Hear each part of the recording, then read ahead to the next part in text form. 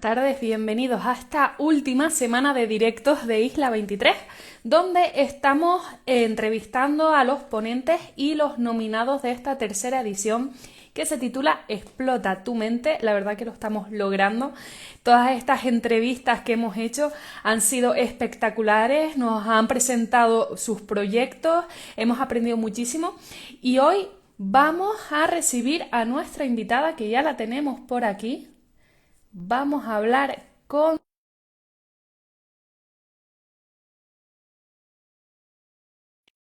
Y les recordamos que toda la información del evento está en isla23.es y allí mismo pueden comprar también las entradas. Vamos conectando. Hola Hola, Celia, buenas buenas tardes. tardes. ¿Cómo estás? Muy bien, muchísimas gracias por la invitación y por la nominación. Nada, muchas gracias a ti. La verdad que tienes un proyecto súper chulo, pero antes de entrar con esa parte profesional, a mí me gustaría comenzar pues preguntándote quién es Celia Abdi como persona, más allá de esas etiquetas profesionales. Pues fíjate que me encanta que me hagas esta pregunta porque dejamos de lado esas etiquetas que nos ponemos y al final es como que es lo que nos define, en lo que nos dedicamos y demás. Pero Celia es una persona valiente, es una persona inconformista, que le gusta hacer las cosas a su manera, que le gusta arriesgar para probar qué hay más allá de lo establecido, ¿no? Humilde también, que me considero una persona humilde y aventurera, a por todas.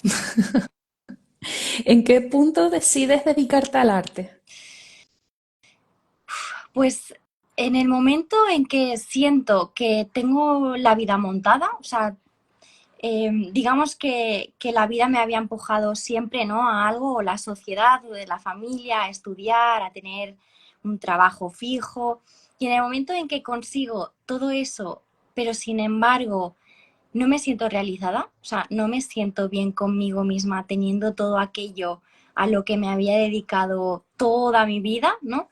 Ahí fue como que hice un clic de decir, hostia, esto no es lo que quiero para el resto de mi vida. Yo no aspiro a esto, sí, tengo buenas condiciones laborales, sí, tengo un buen salario, sí, tengo un trabajo fijo, pero yo me levantaba cada mañana y sentía que no estaba bien, sentía que mi camino no era por ahí, ¿no? Y solo pensar que solo con 25 años eso me iba a esperar el resto de mi vida, o sea, la angustia era como, no puede ser, no puede ser.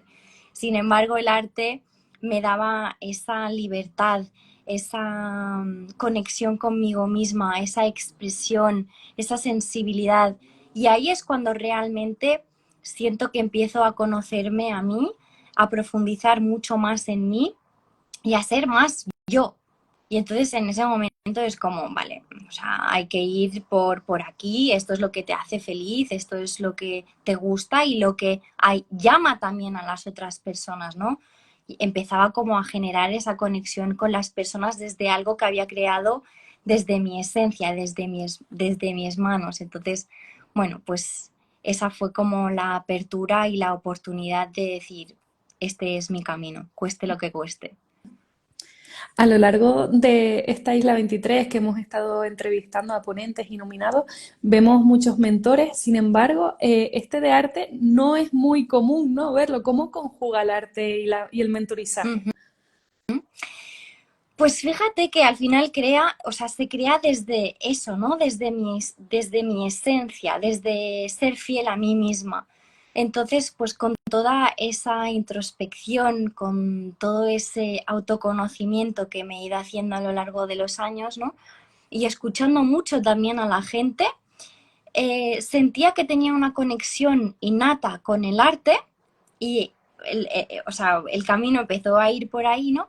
Pero también las personas no dejaban de decirme, me encanta escucharte, me motivas, me inspiras, tienes que hacer un podcast, se te da muy bien la comunicación.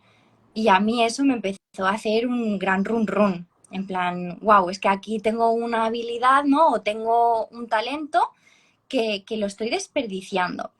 Y entonces, pues bueno, volviendo a qué cosas se me dan bien, cuál es mi pasión, cuál es mi talento y haciendo un mixed, un cóctel, pues surgió la idea de acompañar a otros artistas.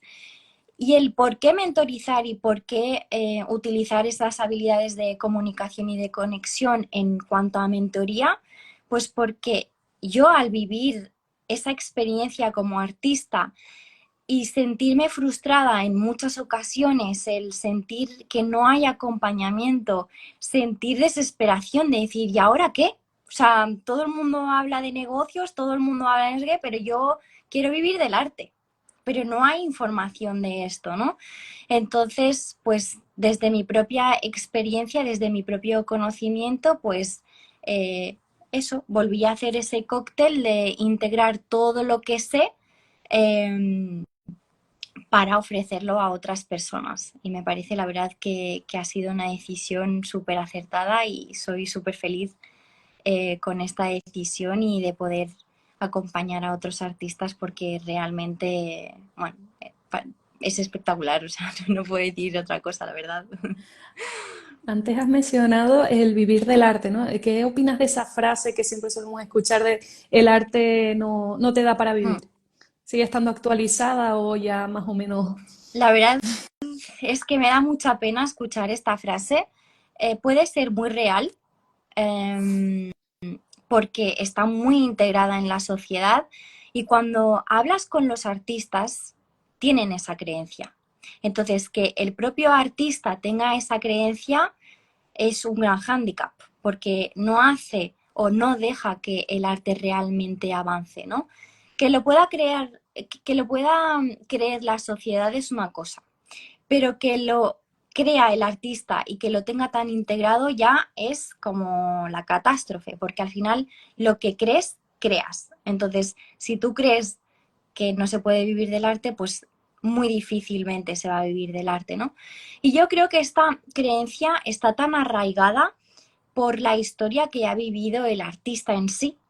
El artista antes simplemente se dedicaba a crear obra, se dedicaba a pintar, se dedicaba pues eso, a la parte más técnica, a la parte más material y se desentendía totalmente de la parte de negocio. Tenía la galería que le representaba, tenía un marchante, tenía un representante, tenía lo que fuese, ¿no? Y entonces él se desentendía totalmente de eso. Sin embargo, ahora esto ha cambiado, gracias a Dios. Yo lo veo así. ¿Por qué? Pues porque tenemos la gran ventana al mundo que es Internet, las redes sociales, que uno mismo se puede permitir esa venta y ese vivir de nuestro propio arte, ¿no? Entonces, claro, el challenge llega aquí, cuando el artista quiere vivir de su arte y no tiene apoyo externo, pero tampoco tiene información de cómo llevar un negocio de arte. Y ahí es donde yo entro y hago el acompañamiento. Si con esta labor pues has llegado hasta aquí, ¿no? También a los premios Isla 23 y me gustaría preguntarte qué significa para ti estar nominada en estos premios de Más Creativa y Visionaria. La verdad que, o sea, me explota la cabeza. Por un lado, porque, o sea, muy agradecida, ¿no? Por el reconocimiento. Y por otro lado, el sentir que este es el camino, el sentir que sí que hay oportunidad, el sentir que sí que se valora el arte, simplemente hay que salir ahí y mostrarlo, ¿no? Y atreverse a hacer cosas diferentes y no solamente a seguir pues la manada o a seguir la sociedad. Cuando eres fiel a ti mismo y crees en tu propio proyecto, pues van apareciendo cosas, ¿no? Y creo que al final pues una nominación como esta es símbolo al empujón, a empujar a estas creatividades, a estas diferencias, ¿no? Y realmente cuando, bueno, pues cuando os pusisteis en contacto conmigo, pues me hizo muchísima ilusión justamente por eso, ¿no? Porque visteis esa innovación, visteis esa creatividad más allá de lo que siempre se ve, ¿no? Y premiar sobre todo el arte, al artista y a la creatividad, que yo creo que al final es muy necesaria en nuestra sociedad, pues para empujar a eso, que al final la creatividad no tienes por qué ser creativo para ser, perdona, no tienes que ser artista para ser creativo, ¿no? Y que todo el mundo haga ese clic de poder expresarse y ser uno mismo. Celia, muchísimas gracias por esta entrevista, por este ratito y espero verte pronto ya dentro de 2 semanas, ya 28, 29 y 30, que lo tenemos justo encima para disfrutar de esta tercera edición de Isla 23. Muchísimas gracias, Raquel, y nos vemos en Isla 23. Un saludo. Un abrazo. Hasta luego. Chao. Chao.